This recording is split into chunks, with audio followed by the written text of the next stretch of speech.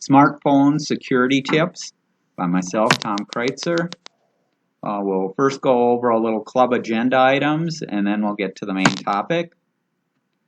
We have a MaxSig coming up this Friday, October 20th at 11:30. And although we did set his agenda, I don't have it here. But if you have an iPad or an iPhone, it's well worthwhile joining the meetings there. Also, Mike Griffin, who leads the MaxSig, has been experimenting with recording the meeting. And the last meeting, the September meeting, is out on our club website in the past meetings area. You can take a look at that. And if he records this next one, which I think he will, we'll continue to put them out there as long as he's recording there. Our next question and answer comes up next month in November 7th at 11:30, Tuesday. And then we were telling some of the people here in person that if you want to see some of the board members, we're going to be at an event November 8th down in the 222 3M store. So we're doing a club promotion of the PC Club, handing out some brochures and trying to get the word out about the PC Club. So we'll see how that goes, but we'll be just outside the employee store. And if you're not familiar, the employee store is in 222 is now open every Wednesday from 10 till 2 p.m. Okay, and then our next general meeting is going to be Wednesday, November 15th. We will have our in-person option also. And that one's going to be our annual pizza, and we're going to have bottled water. So you'll want to sign up for that. And that'll be, our topic will be tech equipment buying by myself. And we'll talk about what's popular, holiday ideas, where to buy, and to check prices, and also we'll be eating pizza if you attend in person. But the room that we're in is limited, so it's going to be limited to the first 24. We'll get a notice out maybe a little later this week for people to sign up there. Okay. Officers, Jim is our president, Linda is our vice president, Paul is our membership secretary, Paula is our treasurer, Chuck's our recording secretary, Mike is our MaxSig director, Andrew is our communication coordinator, I'm a director at large, and we couldn't do it without some of the volunteers there. And I continue to show the 2019 picnic picture, but we did have a good time at Paula set up at the Green Mill. We had a good turnout there. Maybe next year we'll have the picnic. We'll have to see. Members old and new, you can pay your dues to Paul. Also a reminder, if you are changing your email, if you're retiring or switching internet providers, or for whatever reason you get too much spam and stuff like that, let us know, because that's the way that we keep in touch with you. If you do have suggestions for topics, you can email your ideas for topics, talk to any of the board members, and we'd love to have you volunteer to present on any hardware or software you use at home or at work. And if you want to write something for the eBytes newsletter, that's also possible.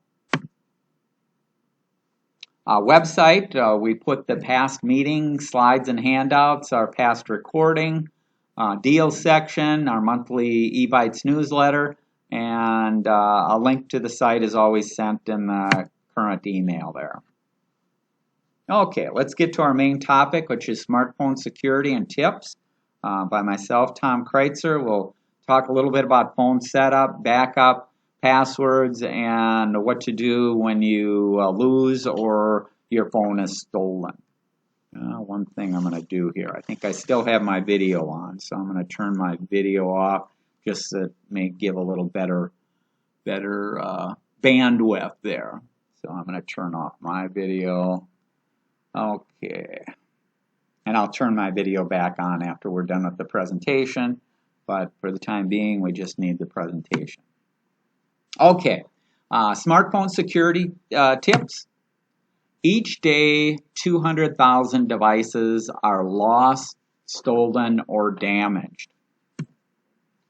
Phones today contain a large part of our life. This includes financial information, photos, calendars, contacts, messages, passwords, and much more.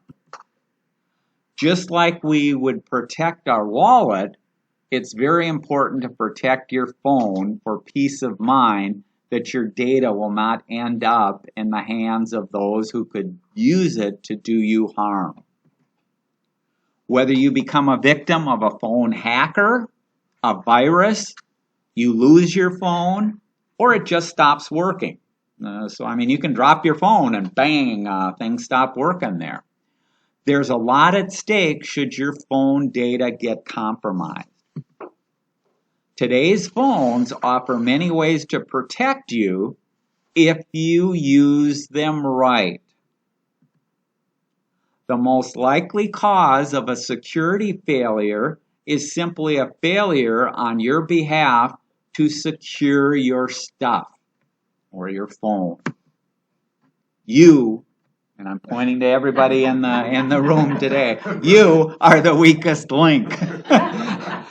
The phones have the capability, the operating systems are great, everything's built in, but too many people don't do it.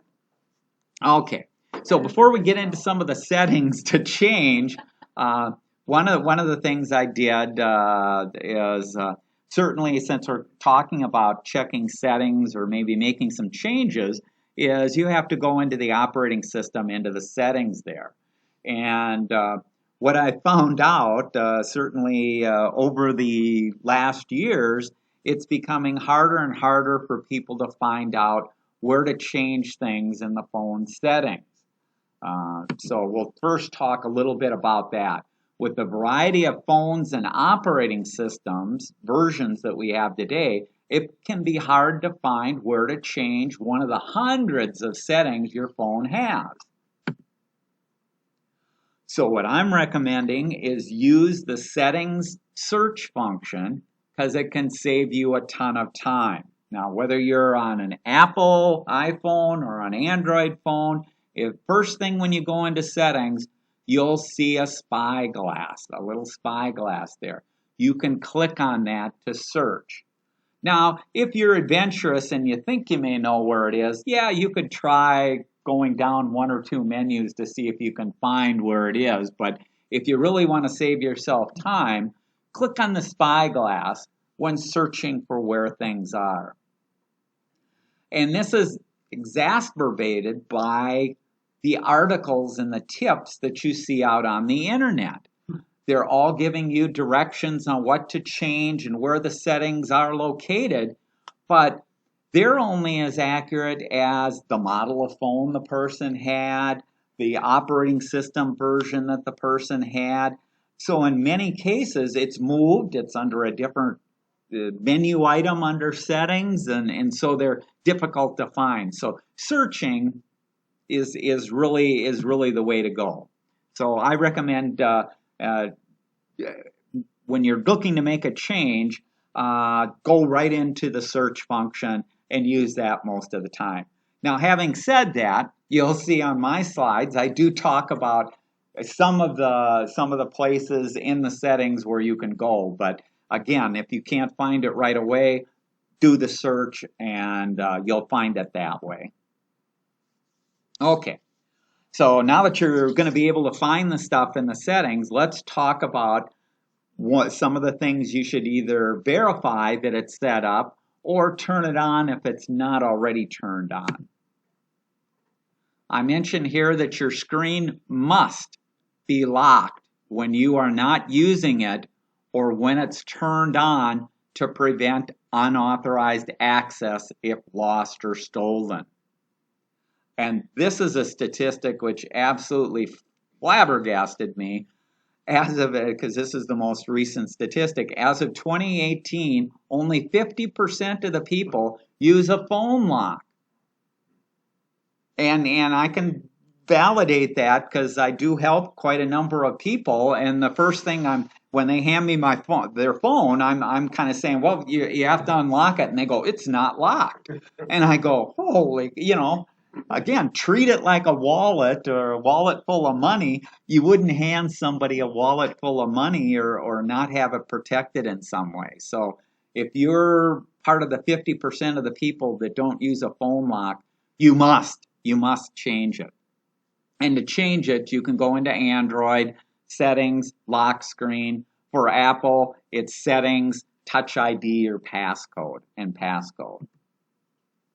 Now, when you go there, you're going to have multiple options because you can lock your phone, and the question is, how are you going to unlock it? Well, there's multiple ways to unlock it. One is with a PIN, or what they call a passcode. That PIN or passcode can be 4 to 7 digits and is your first line of defense. So the old phones just had a PIN of 4 characters. Well, 4 characters doesn't take a rocket scientist or a 3M engineer to figure out that if you have 4 characters, what's the maximum number of possibilities that you have there? 10,000. I can write a program that would cycle through those 10,000 in a matter of seconds, literally, and break into your phone. So using 4 digits is not a real good deal. I recommend using at least 6 or 7. If you use 7, now it's 1 in a million. Somebody trying to guess your PIN there, they aren't going to unless they have a whole lot of time and put a whole lot of resources into it. The other thing is, do not make it overly simple codes like a year, month, day of birth that you have, a phone number that you have, an address that you have, or other guessable sequences of numbers. So you do want it to be something that somebody who picked up your phone wouldn't have any idea what it is. Another way that you can lock your phone, and you can have multiple things turned on here, so there isn't just one way. So at a minimum, you'll have a PIN passcode, but then I also recommend a fingerprint if your phone supports it, and many of the phones support it now. And I recommend that you scan at least 2 different fingers on 2 different hands. So some people will just scan one finger and think, oh, I've got my fingerprint in there, it's really good. Well, you haven't made it easy for yourself. If you really want to make it easy, sometimes you grab the phone with the other hand, sometimes you've got the finger down. So these operating systems let you scan multiple fingers and add them to the database. Also, if you're married, you can add your wife, you can add other people. So you can make it easy for everybody to get into the phone there. Recently, the phones have added an unlock pattern. And the unlock pattern is a series of 9 dots on the screen, and the theory there is you can create a unique finger unlock pattern using those 9 dots. So I'll do a circle and then a deal in the middle, and that'll be the one to get in. I don't recommend using the unlock pattern because most people use too simplistic of a pattern, and also let's say you're out at a bar or you're at the grocery store and you're trying to unlock your phone.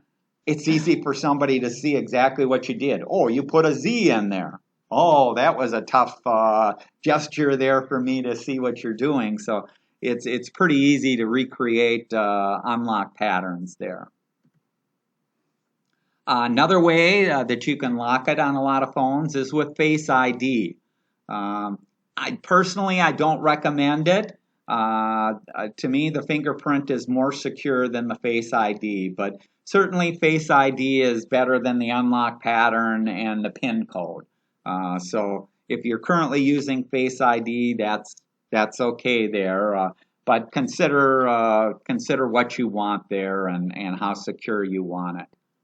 And again, you can put in multiple IDs for the face in there.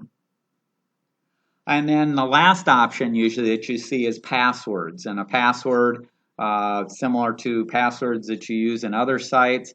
A PIN or a passcode are digits, 0 through 9 there. Passwords can be numbers and letters and special characters. You don't want something that's complicated for you to get into your phone here, because if you're like the average person, you're going into your phone quite a few times a day. And if you make it too cumbersome to get into your phone, that's where people tend to want to turn off the screen lock or the phone lock, and that's the worst thing that you can do. So I don't recommend passwords for unlocking the phone. The PIN and fingerprint are better there. Okay, some more phone setup. So you also had the option to configure your phone to lock and with inactivity on your phone when your phone is idle. Some of the phones come defaulted to like 10 seconds or 15 seconds. It seems that you just got done doing something and your phone's trying to lock itself. I recommend, in this case, setting it for 1 to 2 minutes. Most of the operating systems will go up to 10 minutes. Putting it at 10 minutes is a little too much. So if you were in a coffee shop or a restaurant and you left your phone on the table and you left it unlocked for 10 minutes, I wouldn't feel comfortable with a phone sitting out there unlocked. So, now, I mean, you could manually lock it, but you want a reasonable amount of time, but not too long there. Okay, another setting is you want to make sure that your phone is enabled for Find My Phone. That's what Apple calls it, or Find My Device, which is what Android calls it. And that, we'll talk about that later and show some examples, but that'll let you know the last known location and the ability to lock or erase the phone if needed. So again, you go into the settings, easy to do. Usually by default it's turned on, but some people get hypersensitive about, oh gee, I don't want my phone to be tracking me, so I'm going to turn it off. Well, I'd love to have the discussion with anybody who thinks that way, because you can turn off every darn thing in the world and I can still track you. Because guess what? Your phone connects to cell towers. You can't turn off unless you're completely turned off the phone or crush it or destroy it. You're being tracked. So if you think turning off location services for Find My Phone is going to protect you from the government watching you, no, it doesn't work that way. So by all means, make sure it's on, and I'll show you how to use it later. Another thing while you're in the phone setup is I recommend recording what's called the International Mobile Equipment Identification, long name, and it's called IMEI number. And put that in your password manager, because you all should be using a password manager. So I have an entry in my password manager called phone, and in that I put information about the phone, the model number, the IMEI, and you'll see I talk about the serial number and things like that. I put all that information in there, so at a moment's notice I can get that information if my phone is stolen or I'm talking to my cell phone provider. This is useful information. So, and being that it's in the password manager means that I could get at it from any device, anytime, anywhere. You can usually see this IMEI. It's found in your phone settings. If you go to online account, it could be printed on the phone itself. It's usually printed on the outside of the box that your phone came in. And in some cases it's near the battery or the SIM there.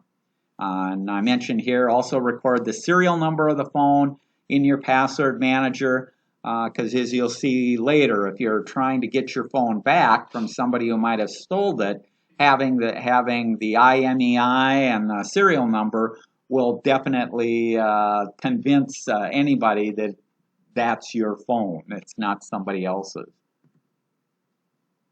Okay, so those are the settings there. Relatively few settings there just to make sure that you're all protected there.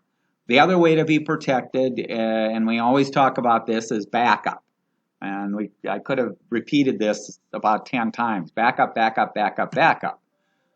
So you want to make sure you're backing up your accounts, your contacts, your photo, video, your text messages, your call logs, your email, your settings, and the apps.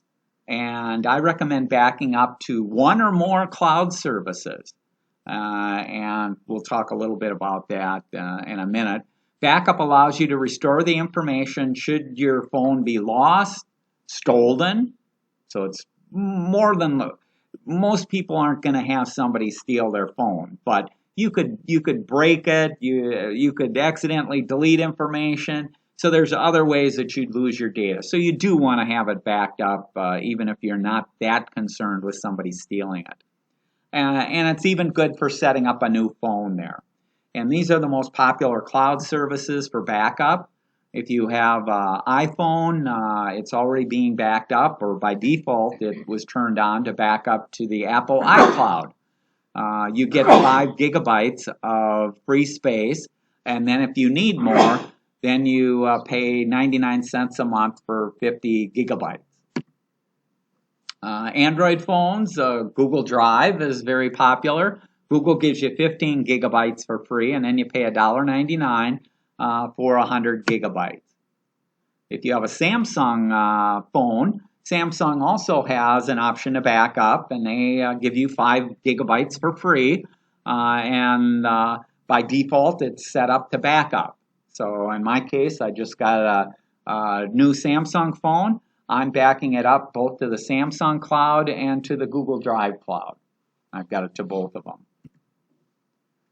Another place that you can use, it's not as convenient for some of the settings there. It's convenient if you have photos or certainly files, things like that, is the Microsoft OneDrive. Microsoft gives you 5 gigabytes for free, and if you subscribe to Microsoft 365 Office, that can be as low as $65 a year, I believe, you get 1 terabyte of space up on OneDrive. Now that space can disappear in a really short time, especially if you're keeping every email that you've ever got sent and that you sent and every text message. And if you haven't gone in and deleted stuff, you should go in and delete stuff. But if you want to keep everything, just be aware that you're going to run out of the free space in a short amount of time and have to pay for backing up some of these things. Also, as we talked about before, if you have family photos, then I recommend using sites like Amazon Photos, Google Photo, Adobe, and others. And if it's videos, I recommend YouTube. And we talked about YouTube a couple of months ago there. Yeah, see previous presentations on backup and cloud services. Okay, passwords. You must be using a password manager. And a password manager that I recommend is the free version of Bitwarden. And you don't have to remember each password. You can have a unique, long and strong one. Also, I'll mention Bitwarden is available on all platforms. So I have an iPad, works on there. I have an Android phone. I have a Windows laptop. You can use it on any platform that you've got. Linux, it'll work on any of the platforms there. It doesn't cost me a penny there. Back to the first deal. So yeah, this is the only way that you can have long and strong and unique passwords. So you don't want to be reusing passwords from site to site. You don't want to have 6-character passwords. You want to have long ones that nobody can guess. Oh, here I mentioned it's available on multiple devices, whether it's phones, tablets, laptops, desktops, Windows, Android, or Apple there. It can also generate passwords for you, so you don't have to sit there. It's amazing when I help somebody set up something and we go, okay, we have to create a new account for you and a password, and they kind of scratch their head. what password am I going to use? And well, you should be using a password manager. You should let the password manager create one for you. And it also makes changing the passwords easier. You also have cloud backup. It tracks your old passwords. I also put in there challenge questions and the answers. So I have all that. I put in store credit card information, addresses, things like that. It'll autofill a number of these things once you set it up in Bitwarden. It's safer than storing the accounts and passwords in a browser or other method. So nowadays, if you're in Chrome or Edge or Safari, it'll pop up and it'll say, you want me to save this password? And the password management features in these other systems are not that flexible, number one, and are not as secure as a package whose only function is password management. There's also many apps that, in addition to passwords, use two-factor authentication, which could be a fingerprint, could be a texting, and now you're starting to see passcodes being used. And passcodes may be more the future, and not all sites in that support it right now, but it's a way of moving away from passwords altogether. But until that time, you do need a password manager. And you can take a look at past presentations, online security and passwords from April 2022. Okay, let's go through the steps if you lose or you think your phone has been stolen. A thief can watch you unlock your phone and then can steal the phone and immediately transfer money from apps like Venmo, Zelle, PayPal, Cash App, and crypto to the thief's account. And you had that happen, I think, about a year ago in Minneapolis. That was going around with people at bus stops.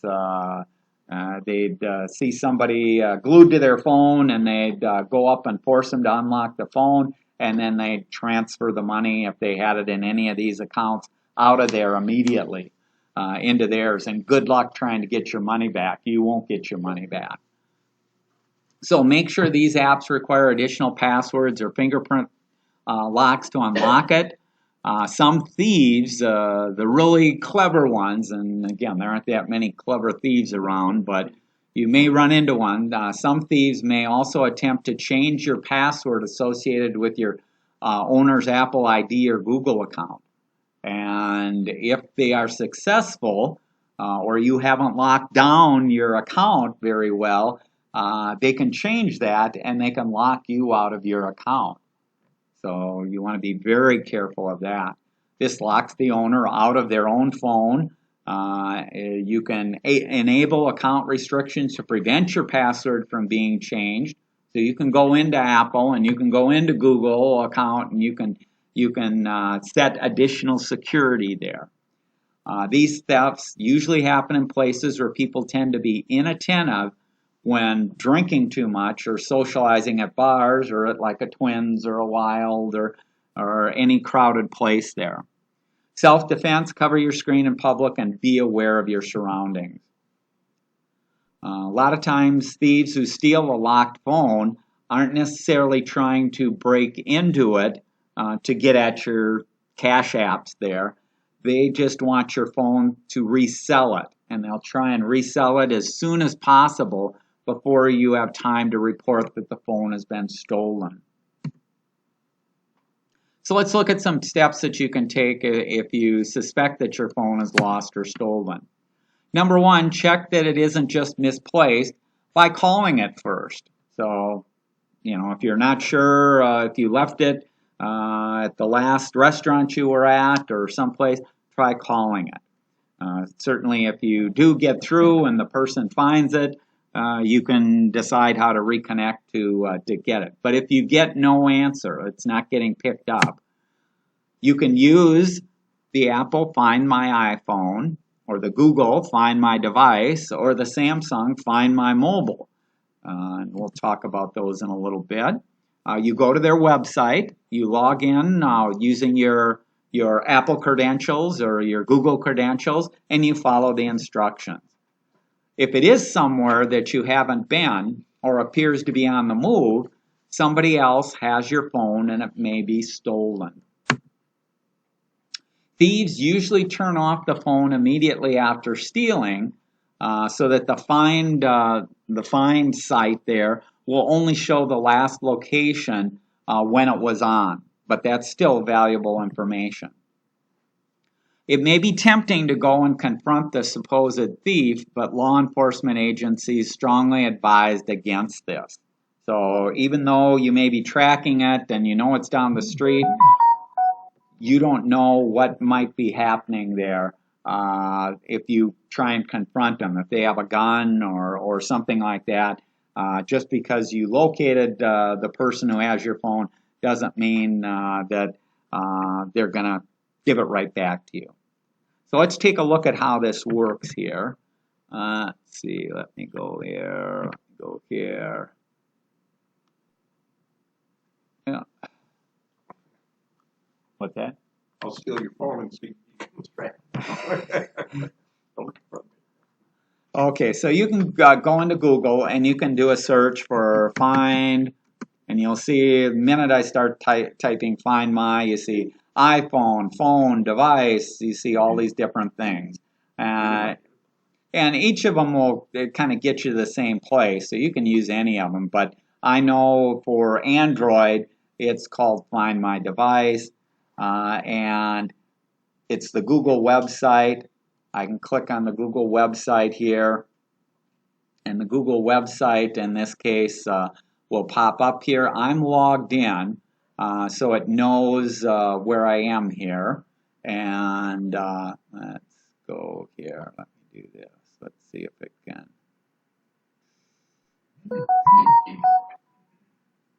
Now, let's go back here. Now, I see I have two phones that I've registered here. Phone that I have here with me right now, and you'll see it gives me a map and shows me where it's located, and I can zoom, or I can, if I read the instructions, I can zoom in, or I can zoom out, and I can see where the phone was. So if you think you left it at a restaurant, or you left it in the car, or something like that, should be a way to check that.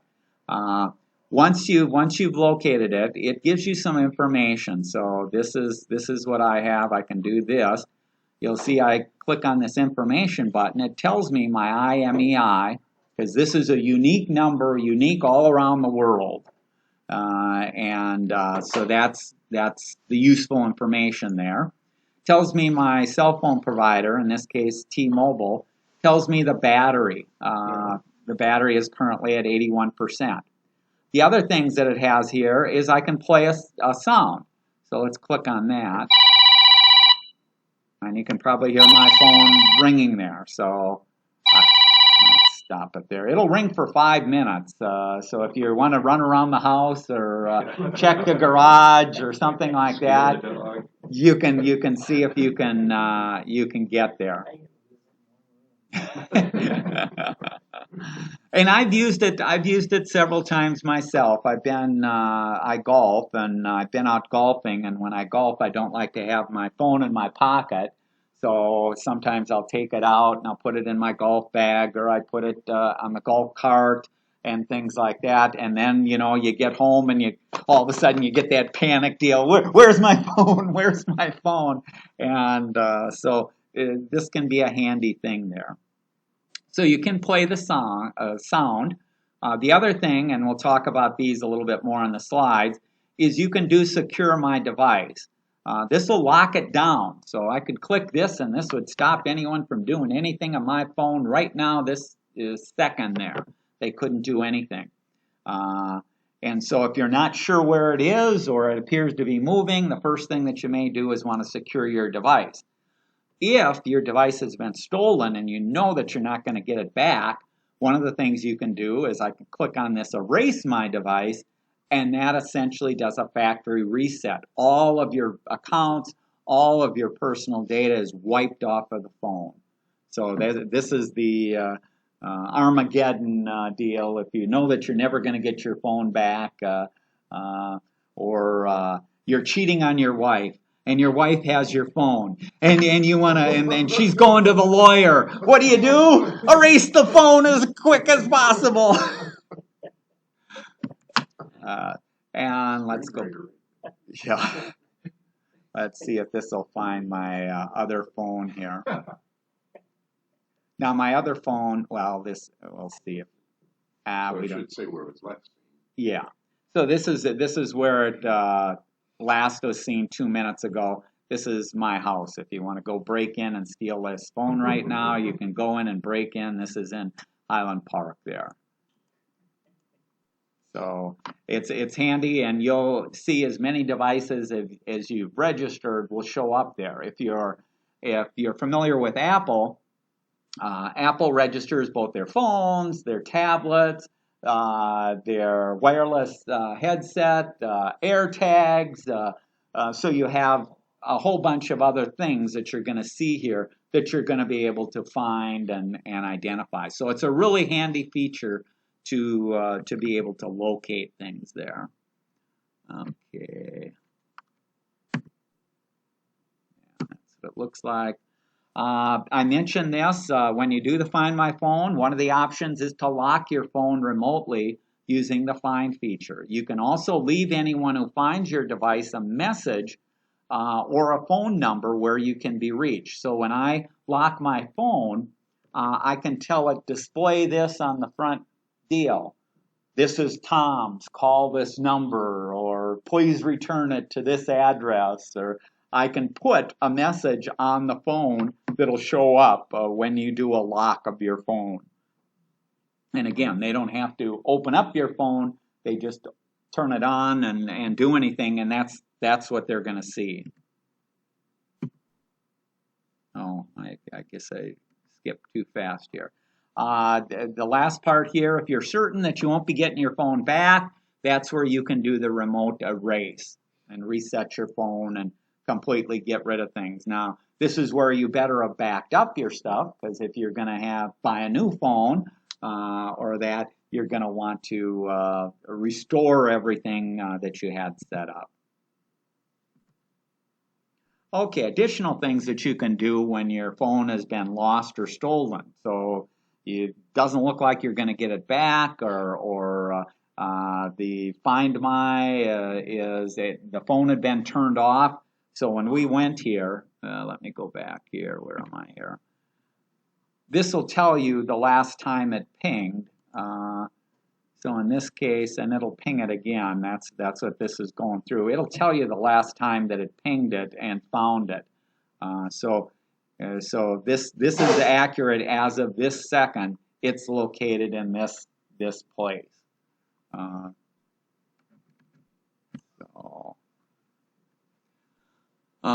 But if it appears that it has been turned off, or that you're not going to get it back, what you can do is you can call your cell phone provider to also suspend your cell data service.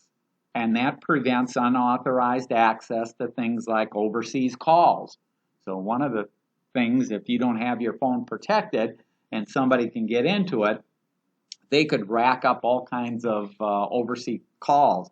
People go, well, I have long distance. Who cares what they do? Well, you care what they do when all of a sudden you get all these other charges and then have to work with your cell phone company to try and reverse it or get rid of it. So it's best, if you lose your phone, to contact your cell provider right away. If you're unable to perform a remote lock, your provider might be able to deactivate the device also. So even if you didn't turn on the Find My Phone and stuff like that, there's stuff that your cell phone provider can do to some of the phones. Also, if your phone has been taken or stolen and you're not going to get it back, you do want to potentially change your email, your passwords, bank, financial, and shopping passwords. If you use auto login or saved passwords, a lot of people are using auto logins with some of their apps or with some of the websites, and again, you have to be careful. yeah, it's easy to get into your sites then, but if somebody does get your phone, that means that it might be just as easy for them to get into your account. Uh, Also, call your bank to let them know that your phone has been stolen and ask if there's been any recent activity or accounts on your charges on your credit card. Monitor your accounts for days and weeks and watch for activity. Lastly, file a police report via the local non-emergency number or website. So don't call 911. The police department is not waiting for you to call and going to send out the SWAT team and track down your phone. So call the non-emergency, or in some cases you can even fill out a online form. Law enforcement agencies don't have the resources to investigate every case of stolen phone. But if you're able to tell them where your phone is, because your finder says it's located in this house, they're more likely to respond and come out there. If your credit card has been used as a result of your phone stolen, your financial institution or insurance claim may also need your police report number as proof your device was stolen. So even if they don't come out, you want to get that number from the police department for when you're filing for reimbursement. When reporting the phone stolen, you should provide the device with the device's IMEI number and the serial number there. Last step, contact your insurance company if you have insurance on your phone that protects against loss or theft. You might have purchased it when you bought your phone, or it may be covered under your homeowner's insurance. And this I just put up as a little practice this before you actually get in a critical situation. And these are articles that give you kind of detailed instructions on what to do and stuff like that. So that's why I leave that. Other tips, keep your phone operating system and apps updated. A virus or hacker can exploit vulnerabilities. Manufacturers usually stop support to the latest operating systems for phones that are 3 to 5 years old. Only install apps from trusted sources. Delete apps that you don't use. Understand the app permissions before accepting them. So whenever you install a new app and you get mad at the pop-ups that come, those pop-ups are for your benefit to make sure that you're not giving an app permission to stuff that it shouldn't. So if it's a weather app, does it really need access to my contacts or to my photos? No. Watch out for scams. We talked about scams in the past. Wipe data on your old phone before you donate, resell, and recycle it. So that you can usually do in the settings, about, and reset the phone. So don't just turn in your phone or sell it to somebody else and expect them to clean it up. No, go through and delete everything off. Avoid public charging stations unless there's an emergency. Hackers have been known to set up fake charging stations as scams. It's called juice jacking. So you plug into a USB port, you think you're just charging. Well, guess what? They've connected it to a computer. You've given them access to all the files on your computer. They immediately copy all your files. Some people recommend VPN service. If you've listened to my presentations, I usually don't recommend it. Just make sure that you do have a lock symbol on your secure websites that you're using. Another tip, in the past, usually you couldn't take a phone from one cell phone provider to another, so I couldn't take it from AT&T to Verizon. It would only work in the AT&T system, and so there was this little thing called rooting or jailbreaking your phone so that you could move it to another provider. The problem is this root or jailbreak gets rid of a lot of security functions in your device, and so in doing so, you're really making your phone very vulnerable, and I don't recommend anyone root or jailbreak a phone. Turn off Bluetooth and Wi-Fi when you're not using it. It'll save your battery, but also will mean that other phones and other devices have less of a chance to connect to your machine there. And then I mentioned here almost everything that I've talked about for a phone pertains to laptops. So a lot of the things that we talked about, if you have an iPad or a laptop or that, you can usually turn those things on there. You do want to secure that because if you ever leave it in an airport or somebody steals it, it's the same type of thing there. Okay, questions, comments? Let me put. Do we have a question? Sure.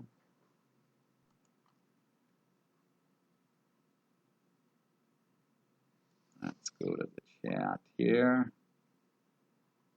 And I'll turn on my video. If you want to ask a question in person, you can unmute yourself and turn on your camera if you want. Where is it? Right. If Bonnie's there, right at. Okay. Bonnie asks, where do you find the completed backup on an Android phone?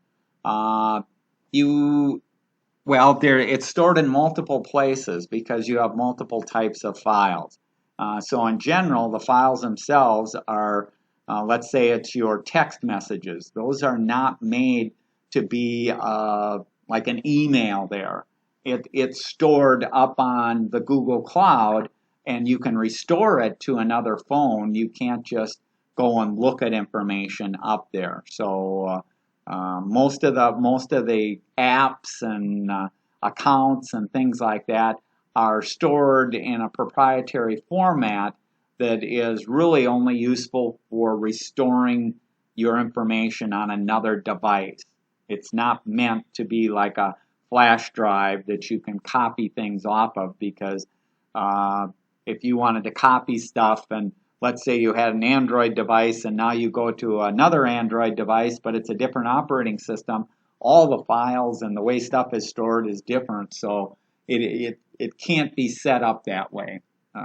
It's usually just used for backup and restore propositions. Okay. Let's see. Of course, you just want to get. Yeah, that was. Okay. Is there a way to disconnect the Google Drive folder from your phone so that it is, so that if it is lost or stolen, the thief would not have access to all that data? It's a case of, well, if you're going to be backing up your phone, you're giving your phone permission to Google Drive. So the only way not to use Google Drive is to turn it off on your phone. But even if you turned it off on the phone, if I have your account and password, I can log in and get access to your Google Drive. So you do want to protect your phone from somebody getting in, and if you suspect that somebody has stolen your phone, you do want to lock it, and if you're never going to get it back, erase everything. Bonnie asks, so the phone is backed up, all my stuff, where do I find the restore? Well, one of the ways that you can restore is if I go into a store and I buy a new phone, the setup for the new phone is going to ask me what account to use, and it's going to look to see if there are any backups out there and ask me which information I want to restore. So you can get the information there. And so that's usually the only case that you're doing stuff. So it's not like a typical restore on a PC where you may say, I had a Word file from 2 weeks ago and I somehow want to get that back.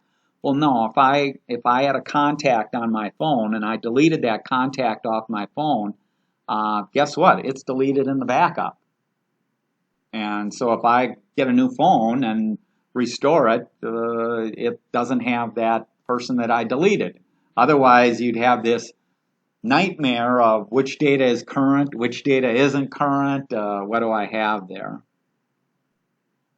So hope that helps there. But yeah, there really isn't a restore, because if the operating system allowed you to restore, you'd be causing havoc on that phone, because all of the updates and all of the stuff that's taking place on the phone there, the backup is really just a backup for you to set up a new phone and to work with it that way. Yes. Yes, I have a question. I have both password and fingerprint. And like when I just hit the middle button here, it shuts my phone down, and then I have to use my fingerprint. But when I turn my phone off and turn it back on, then I have to put in the password.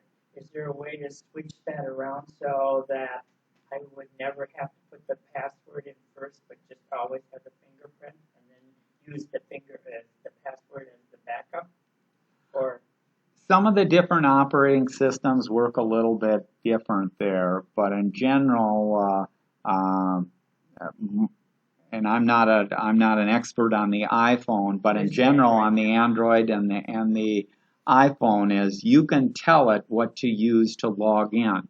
So even though which is your preferred way to log in. So for mine, when I turn it off and turn it on, it uses the fingerprint. That's the first way.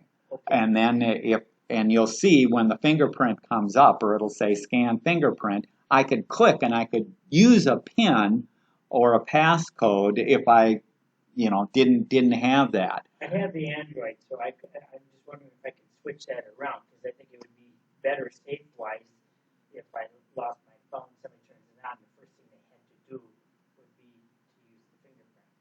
The fingerprint, you can go in there and you can tell it what to use. Now having said that, I have mine, so it's a fingerprint whenever I put it to sleep or turn it off.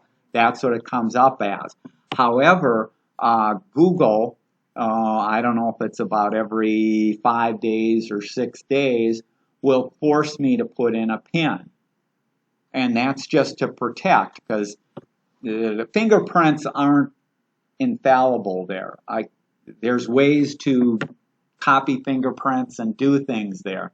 So this is one way that both Apple and Android are saying, well, we're going to force you to put in a PIN, and then to activate your password, tomorrow and stuff like that, and it'll go for the next week or something like that, and then you'll run into it again where you have to put in the PIN again. And some of that gets triggered automatically if you have bad attempts. So if somebody was trying to break into your phone and try different fingerprints or things like that, that's where the operating system will lock you out for a period of time, and also then say, oh, this isn't the most secure, we're going to force the next time they try and log in to put in a PIN there. Thank you. Okay. Okay, Bonnie says, so the phone is backing up all my stuff. Where do I find the restore? Oh, yeah.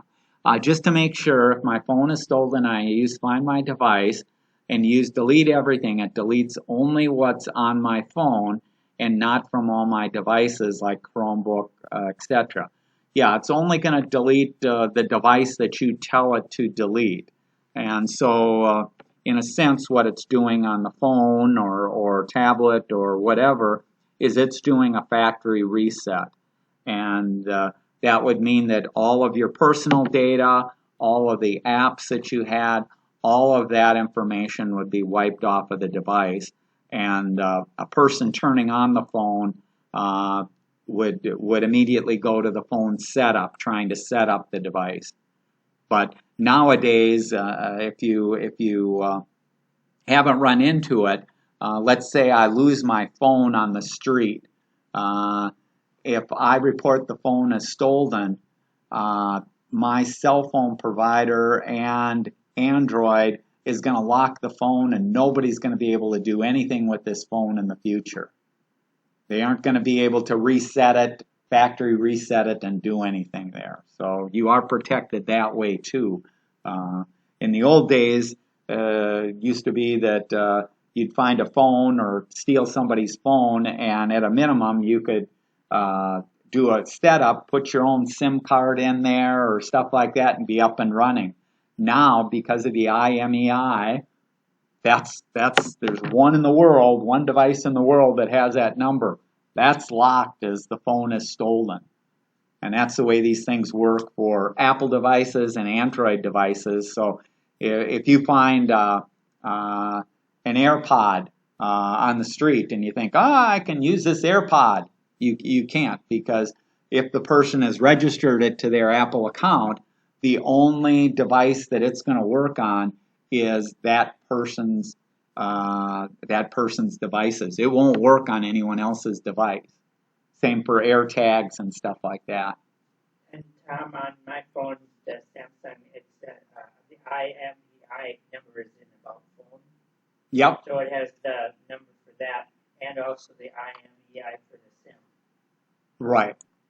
Yeah, and that's and you know, if I can get to it, so like this lets me get to it. There's the IMEI number there too. So it's in multiple places, and if you look on the box, if you kept the original box that you purchased it, you'll see the number on there because it's an important number, and that's what's used to track and trace, and then the police will use it to make sure that you're the right person who owns the phone.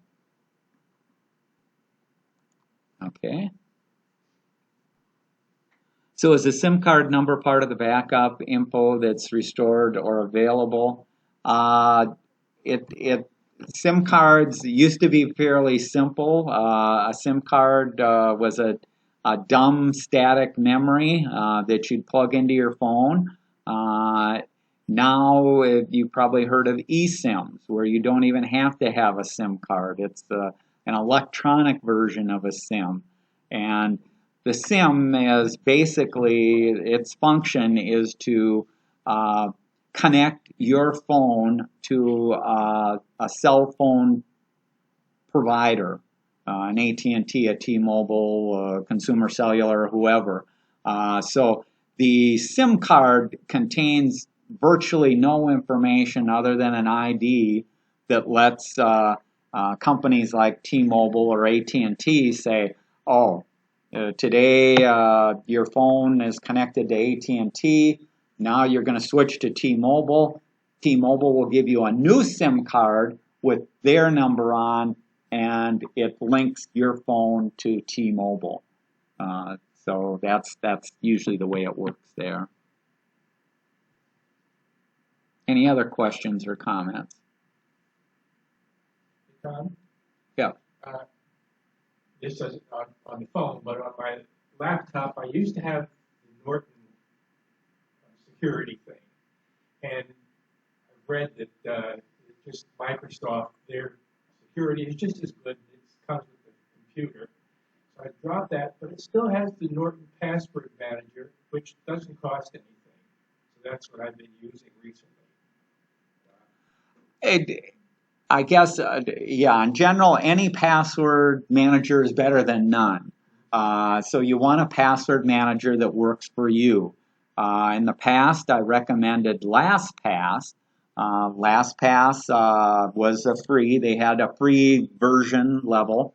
But then they changed their licensing. If you wanted to run it on multiple devices, a phone and a laptop, you had to buy for that second device. Well, again, I'm thrifty. I wanted something that works there, and Bitwarden is out there. But Norton is fine. Certainly, antivirus-wise, you bring up a good point too. That if you have your internet service provider, whether it's Xfinity or CenturyLink, typically will let you download an antivirus program, whether it's McAfee or Norton, and install that for free. I used to use that. One of the things that kind of took me away from using Norton is we've all gotten the emails that said your Norton is about to expire, or we've done a charge on your Norton. And I didn't want to keep having to go out to my Norton account and check things. So I just said the Windows Defender it doesn't have as many bells and whistles as McAfee or Norton, but it does protect you. And most people get hacked not because of these antivirus programs, it's because the user clicked on something or gave permission, which none of these packages is going to stop that. So switching to another package is okay. You're right in that when you switched or uninstalled, it's going to uninstall the antivirus for Norton. Norton also has other tools, of which one is the password manager, and you have other things in there.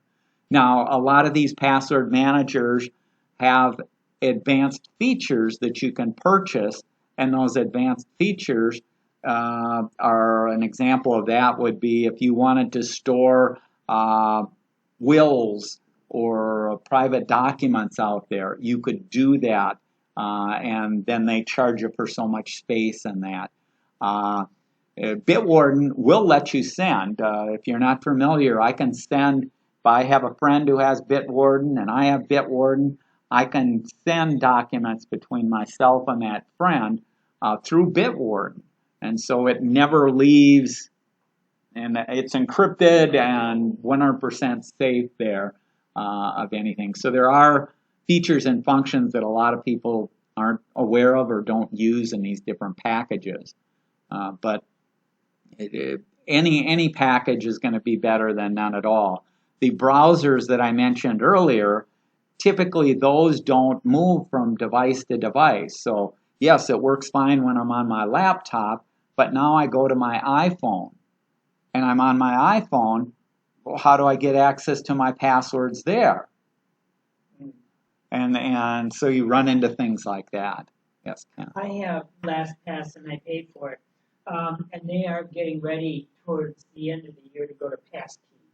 So passwords will be, you'll still have one big password, but it sounds like a lot of places, banks, etc., are getting ready to do the passkeys versus the passwords, which I'm looking forward to. Yeah, the passkeys, the question was, he has LastPass, and they're preparing to go more so with the passkeys, and a lot of these packages have other ways too. YubiKey, which is a USB deal that you plug in. There's other ways to protect. Google Authenticator, Apple Authenticator. Those are other ways to authenticate, two-factor authentication, to make it easier. So everybody's trying to make it easier for everybody. So as we move along, things should get a little bit easier. It's just that none of this stuff is going to happen overnight. Certainly the more critical sites, banks, stockbrokers, things like that, are going to adopt some of these standards sooner. But we'll just have to wait and see there. Okay. Any other questions or comments?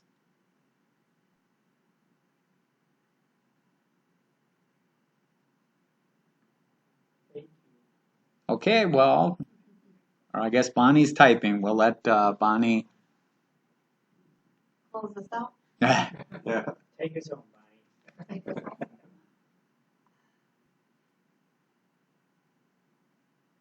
Oh, thank you for the kind word. I think this is a chat bot. It's okay. Well, thanks for joining us today, and we've got the MaxSig coming up on Friday, and we'll send out an invite for the pizza meeting in November there, and be sure and respond, but only respond if you're going to show up. So we should have room for everybody, but we don't want to take away a slot if you're not sure whether you're going to be able to make it.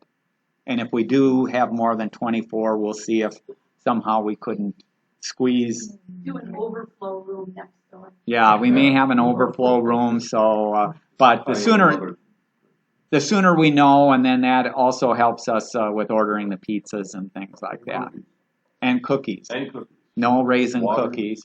Raisin? Raisin clearly identified. We will have oatmeal raisin cookies. It's just that Tom and I will not partake of those. Not knowing it, anyway. Okay, well, thanks everybody. We'll see you next time then. How was that? Like I would eat it if I was there.